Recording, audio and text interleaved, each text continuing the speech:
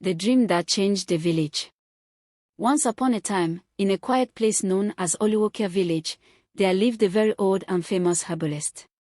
His hair was grey, his voice was deep, and his name was known in every corner of the land.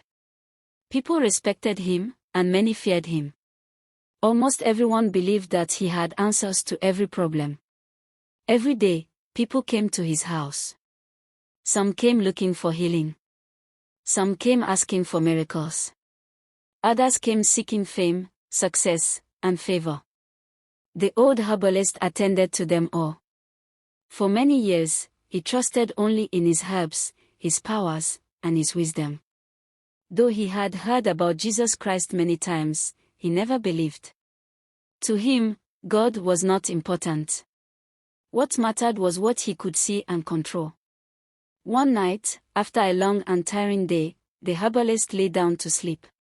As the night grew quiet, he fell into a deep sleep. That was when something strange happened.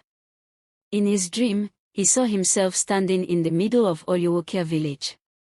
A large crowd had gathered around him. Men, women, and children stood quietly, listening. But something was different. He was not holding herbs or charms. Instead, he was holding a Bible. With a loud and clear voice, he began to speak. Jesus Christ is the Son of God, he said. He is the way, the truth, and the life. As he preached, tears rolled down his face. His voice was full of power and truth. He spoke about salvation and the love of Jesus Christ. The people listened closely. Suddenly, the herbalist woke up. He sat upright on his bed, breathing heavily. What kind of dream is this? He asked himself. Me. Preaching Jesus. Fear and confusion filled his heart. He had heard about Jesus before, but he was an herbalist. Why would he dream about preaching the gospel? The dream would not leave his mind. Something stirred deep inside him, a feeling he could not explain. Troubled, he quickly sent for his closest friend, a man who lived on the other side of the village. The message was urgent. Not long after, the friend arrived. My brother, the friend said, you called for me urgently. Is everything all right? The herbalist looked at him and sighed deeply. My friend, I had a dream, he said. I saw myself preaching the gospel of Jesus Christ to the whole village. The friend's eyes widened in shock. No. That cannot be, he said quickly. You are an herbalist. This dream must never be mentioned. Nobody must hear about it. The herbalist became quiet. He lowered his head, thinking deeply. After a moment, he spoke again. My friend, I don't understand it, but I feel something in my spirit. I feel that Jesus is real. I feel that he is calling me. The friend stood up angrily. Stop this talk, he shouted. If you follow Jesus, what happens to us? What happens to everything we have built? Filled with anger and frustration, the friend left the house. That night, the herbalist slept again. In his dream, Jesus appeared to him.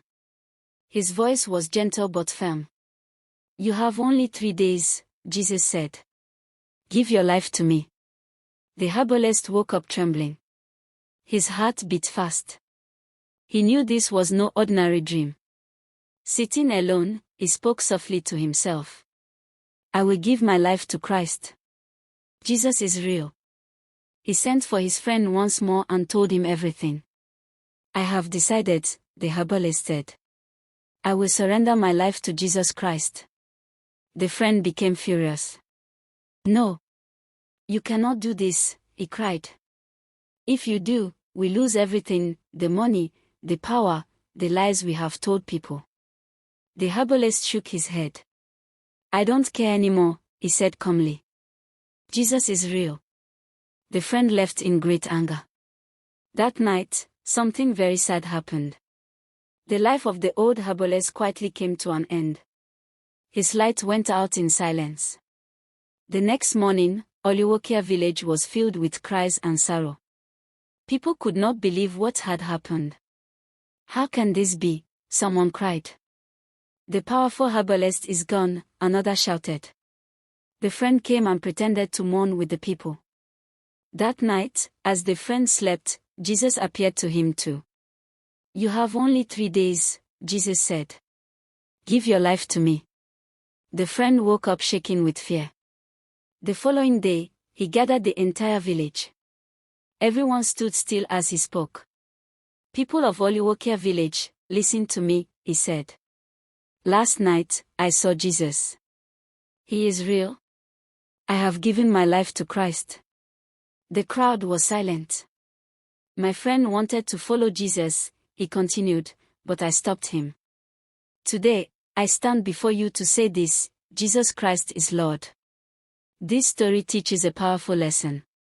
The man who discouraged his friend later accepted the truth himself.